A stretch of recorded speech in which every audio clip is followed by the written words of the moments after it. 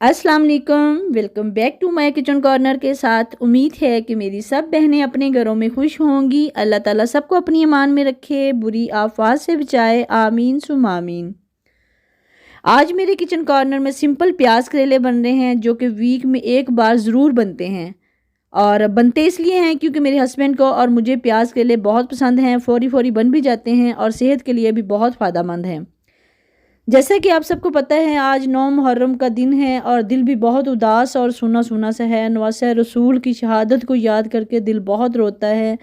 और रोए भी क्यों ना, हमारा अपना कोई अजीज़ दुनिया से चला जाए, हमारा माँ बाप, बहन भाई, कोई करीबी रिश्तेदार, और जब वो चला जाता है इस दिन को याद करके हम बहुत रोते हैं, परेशान होते हैं, उस दिन को याद करते हैं। तो ये तो फिर रसूल खुदा की बेटी बीबी फ़ातिमा तो ज़हरा की औलाद, जिनको रसूल ने खुद फरमाया था मैं हुसैन से हूँ और हुसैन मुझसे है, जिनको जन्नत के सरदार कहा गया है, और इनकी शहादत का दिन है। अहले बैत का दुख दुनिया के हर दुख से बड़ा है। मुझे तो कोई भी दुख हो ना, छोटा मोटा, तो मैं अहले बैत का दुख याद करती हूँ, तो अपना दुख जो है वो जो है ना, मिट्टी का ज़र्रा, ज़र्रे से भी कहीं करोड़ों गुना कम लगता है। अगर हम नवासे रसूल का दुख याद कर लें, उनकी शहादत का दिन याद कर लें, तो अपना दुख ख़त्म हो जाता है। अपना दुख तो दुख लगता ही नहीं है, कभी आजमा कर देखें आप लोग। और बाकी हम नबी की उम्मत हैं, मुसलमान हैं, समझते तो सब कुछ हैं। और बस इसी तरह मेरा भी आजकल दिल बहुत दुखी है, कुछ बनाने खाने को भी दिल नहीं करता। मेरा अपने आप को चैलेंज है कि मैंने वीडियो जो है ना मिस नहीं करनी, जो भी किचन कॉर्नर में बनना है अपलोड भी होना है। बस इसी तरह मेरी छोटी सी रेसिपी है, वो मेरी वीडियो में एंड तक मेरे साथ रहिएगा। ये मैंने प्याज करेले जो है ना पहले कटिंग कर लिए हुए थे, उसको नमक लगा के रख दिया था, 1-2 घंटे के लिए नमक लगा के रखा है। और आपने देखा होगा पीछे जो क्लिप गुजरा है उसमें देखा होगा कि मैं करेले जो है ना खाली फ्राई करती हूँ, ऑयल के बगैर खाली फ्राई करती हूँ। खाली फ्राई में इसलिए करती हूँ, उनको अच्छी तरह धोती हूँ, धोने के बाद खुश्क होने के बाद उसको देगची में डाल के अच्छी तरह फ्राई इसलिए करती हूँ ताकि करेले की कड़वाहट ख़त्म हो जाए।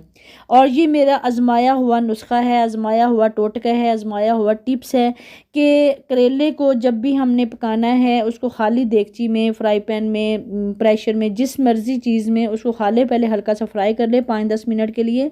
उसके बाद इसमें ऑयल डालें तो करेलों की कड़वाहट ख़त्म हो जाती है और उसकी लुक बिल्कुल शानदार फ्रेश की फ्रेश रहती है। उसके बाद मैंने इसमें ऑयल डाल दिया है। ऑयल डालने के बाद अच्छी तरह इसको फ्राई करना है कि ना ये कच्चे नज़र आए, ना ये काले नज़र आए, ना ये डार्क ब्राउन नज़र आए। और इसको जब हमने फ्राई करना है मुस्तकिल पास खड़े होकर चम्मच भी चलाना है ताकि ये नीचे से काले ना हों।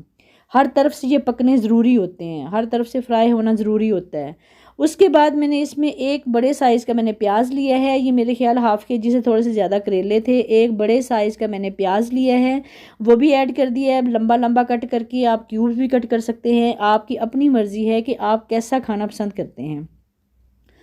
साथ में मैंने टमाटर बारीक कटे हुए, हरी मिर्च बारीक कटी हुई ऐड कर दी है। और हरी मिर्च मैंने खासी 3-4 ले ली थी, थोड़े से प्याज ले ले थे और हरी मिर्चें मैंने 3-4 ले ली थी। साथ में नमक ऐड किया, मिर्च ऐड की है, हल्दी ऐड की है, धनिया पाउडर ऐड किया है। और ये जो मेरे मसाले आप देख रहे हैं, ये मेरे सीक्रेट मसाले हैं जो हांडी को खुशबूदार करते हैं, टेस्ट ज़्यादा अच्छा होता है, खटास पैदा करते हैं। ये मसाले जो है ना, ये मेथरे, अजवाइन और कलवंजी और ज़ीरा है। मेथरे और कलवंजी थोड़ी ज़्यादा है, अजवाइन और ज़ीरा जो है ना वो दोनों इक्वल हैं।